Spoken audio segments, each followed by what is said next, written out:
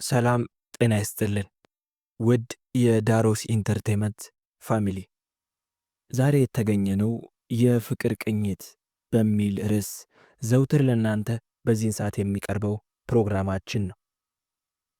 የፍቅር ቅኝታችን ነጋችሁን አሻግራችሁ እንድትመለከቱና ካለፈው ስህተታችሁ ተምራችሁ ነገን በማለም የተሻለ ቦታ እንድትደርሱ የሚያደርግ ፕሮግራም ነው። በፍቅር ቅኝታችን ያልታዩ፣ ያልተሰሙ፣ ያልተገኙ የተቀመጡ ታሪኮችን በመፈለግ በመዳሰስ ለእናንተ የምናቀርብበት ነው። በዛሬው የፍቅር ቅኝት ታሪካችን የመጀመሪያው ክፍላችን ጽናት በሚል ፕሮግራም ላይ ያጠነጥናል። የፕሮግራሙ አዘጋጅ እኔ ሙልቀን ሻፊ ሲሆን አብራችሁን እንድትቆዩ በአክብሮት እጠይቃለሁ።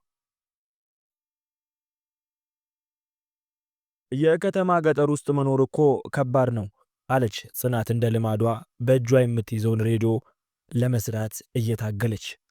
እንዲህ ስትል ዊልቸሩ ላይ የተቀመጠችው ማየት የተሳናት ታላቅ እህቷ በጸሎት እንዴ ጽናቴ፣ አሁን የምንኖረው ከተማ አይደል እንዴ? ደሞ አነጋገርሽ ሁለት መልክ ያዘ አለች። ጽናትም አይ ጸሎትዬ፣ ባክሽ አንዳንዴ የሌለ ነገር ያነዛንዘኛል መሰለኝ አለችና ሬዲዮን መታ አረገችው። እሱም በዱላ ይሰራ ይመስል መስራቱን ቀጠለ።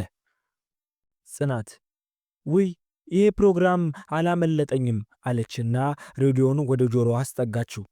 እንደው ወደ ጆሮዋ ማስጠጋት ልምድ ሆኖባት ነው እንጂ የሬዲዮ ድምፅ ከነሱ ቤት አልፎ ጎረቤት ይሰማል።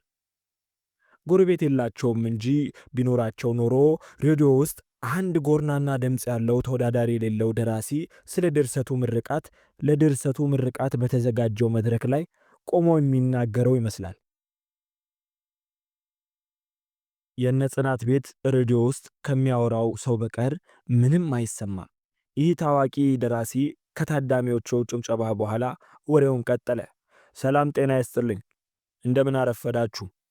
ስለ መጻፌ ከማውራቴ በፊት ስለ ድርሰቱ አንዳንድ ነገር ልበላችሁ። ሁላችንም እዚህ ዓለም ላይ ስንኖር የፈጣሪ አምላክ አለ ብለን በማሰብ ነው።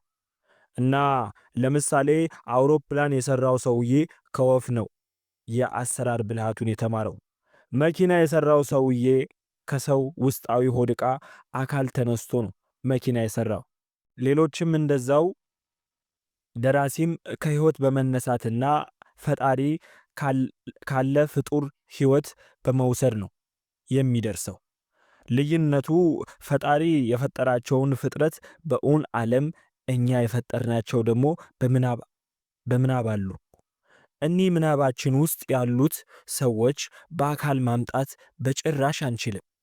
ለምሳሌ እኔ በምጽፈው ድርሰት ውስጥ 3 ሜትር ቁመት ያላት፣ ጸጉሯ እስከ እግር ጥፍሯ የሚደርስ፣ አፍንጫዋ በጣም ትንሽ፣ አይኗ በጣም ትልልቅ፣ እጅና እግሯ የራስ ህፃን መጠን ያላቸው፣ ስትሄድ እንኳንስ ሴት በምናቤ ፈጥሬ መጻፍ መብቴ ነው።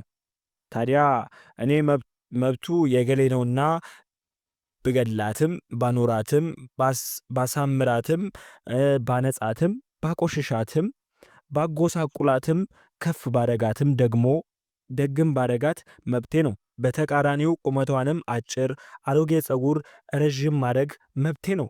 ብዙ አፍቃሪ ወንድ ወይም ወንድ የማይጠጋት ማድረግም የኔ ውሳኔ ነው። በእርግጠኝነት ይቺ የነገርኳችሁ ሴት በምናባችሁ አስባችኋታል፣ ግን በአካል የለችም። እኔ በምናቤ የሳልኳትን ሰው እንኳን እሷን አምጣ ብትሉኝ አላመጣም፣ ግን በሐሳባችሁ አኑሪያታለሁ። ምክንያቱም የኛ ስልጣን እዚህ ድረስ ስለሆነ ነው። ፈጣሪ ግን ካሻው አሁን በዚህ ሰዓት ከሁለት ቁመት አብዝቶ ካነሰችው ሰዎች መጀመሪያ የገለጽኳችሁ 3 ሜትር ቁመት ያላት እንስት ፈጥሮና ህይወት ሰጥቶ ማኖር ይችላል። እኔም የሆነ ደረጃ ድረስ መሄድ እችላለሁ። ፈጣሪ በአንድ እንስት ማህፀን ውስጥ ይህችን ሴት ሲጸንስ እኔ በሐሳቤ ይህችን ሴት ጸነስኩ ይባላል። ታዲያ ይህችን ሴት ፈጣሪ በውልደት ወደዚህ ዓለም ሲያመጣት እኔ የእሷ ፈጣሪ ደራሲ ደግሞ ይህችን ሴት በምናቤ አርግዤ በብሬ እወልዳታለሁ። እኔም በሐሳቤ እሷን በኩል ሕመም እናስተናግዳለን። ይህን ካልኩ ዘንድ ስለ ድርሰቴ አንዳንድ ነገር ልበላችሁ። ያው ይህ መጽሐፌ በእውነቱ ብዙ ዋጋ አስከፍሎኛል። ውስጡ ያለው ሐሳብ ተወዱታላችሁ ብዬ አስባለሁ።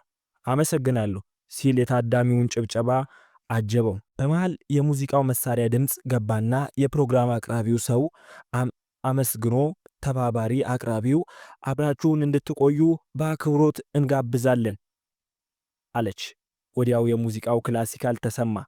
ረዥም ደቂቃዎችን ካስቆጠረ በኋላ የፕሮግራሙ መሪ ድምፁ ተሰማ። ተመለሰና አድማጭ ተመልካቾቻችን አሁን በመቀጠል የደራሲ መሐመድ ሰላዲን ባለቤት የሆነችውን ወይዘሮ ከድጃ ኢብራሂምን ንግግር እንድታደርግ በአክብሮት እንጋብዛታለን አለ ወንዱ አቅራቢ። ከዛ ጭብጨባው ተከተለና ወደ መድረክ ላይ እንድትወጣ አበረታታት። የደራሲ መሐመድ ሰላዲን ሚስት ከሙዚቃና በጭብጨባ ከታጀበች ወደ መድረክ እየሄደች ይመስላል። ከደቂቃዎች በኋላ መድረክ ላይ ወጥታ ወደ ማይኩ ተጠጋች። ሰላም እንዴት ቆያችሁ አለች። ከዛን በኋላ ጭብጨባ አጀባት። እሷም በመጀመሪያ በመሃልና በመጨረሻም ጥሎ የማይጥላትን አምላክ አልሐምዱሊላ እኔ ምን ማለት እንዳለብኝ አላውቅም። ማሚዬ ሁሌም ጥሩ ሥራ ለመስራት እንደጣረ ነው። እሱ ለኔም ለልጆቹም እንዲሁም በዙሪያ ላሉ ሰዎች ሁሉ ጥሩ ሰው ነው። ይህ የጻፈው መጽሐፍ በሕይወታቸው ተስፋ ለቆረጡ ሰዎች የህሊና ብርታት ይሆናል። ይህ መጽሐፍ በቃ አንብባችሁ ተረዱት። ምንም ማለት አልችልም። አመሰግናለሁ አለች። ሁሉም አጨበጨበ። ሴቷ የፕሮግራም አቅራቢ እናመሰግናለን ወይዘሮ ከድጃ። ተመልካቾቻችንና አድማጮቻችን ፍቅርንና ሰላም እንዲሁም ደስታን እንዲሰጣችሁ እየተመኘን ፕሮግራማችንን በዚህ እናገባድዳለን አለች። ወንዱ አቅራቢ መልካም ጊዜ፣ ሰናይ ዕለት እንድታሳልፉ እንመኛለን ብሎ ተሰናበተ። ጽናት ውይ ደስ አይሉም? በጸሎቴ እንዲህ አይነት ፍቅር ሲኖር አለ እንጂ የኛ አባት አለችና አንገቷን አቀረቀረች። ጽናት አባቷና እናቷ በፎቶ እንጂ በአካል ያየቻቸው ማስታወስ በማትችልበት የጨቅላ ዕድሜዋ ላይ ነው። በጸሎት ግን በትንሹ ታስታውሳለች። እሷም እውነትሽን ነው ጽናቴ፣ የኛ አባት እኮ በጭራሽ ሰው አይደለም አለችና ሁለቱም አይምሮ ውስጥ የአባታቸው ርኩሰት ታወሳቸው። ጽናት እህቷ በጸሎት በነገረቻት መሰረት በጸሎት ደግሞ አይኗ ባየው መሰረት አስታውሳ ፊታቸውን ጭር አለ። በጸሎት በሐሳብ ጭልጥ አለች። ያሰቡት ስለ እናታቸው የሞት ቀን፣ ስለሚወዷት እናታቸው አሰቃቂ ግድያና ስለ ገዳዩ አባታቸው ነበር። በጊዜው 11 ዓመት አስቆጥሯል። እናታቸው ያኔ ጽናትን ወልዳ አራስነትን ጨርሳ የጽናትን ክርስትና በዓል የተከበረበት ጊዜ ነው። በጸሎት ያን ጊዜ 5 ዓመቷ ነበር። በጊዜው የጽናትን ክርስትና ቀን ስለሆነ ሁሉም ደስተኞች ነበሩ። እናታቸው ከስፍራቸው ባለው ሀብታም ግቢ ተጉዘው ገንዘብ ተበድረው በደማቅ መልኩ አክብረው ነበር። አባታቸው ለድግሷ አልገኝም ብሎ ወደ እህቱ ቤት ሄደ። የአባታቸው እህት የሰይጣን አለቃ ባህሪ ያላት ሴት ናት።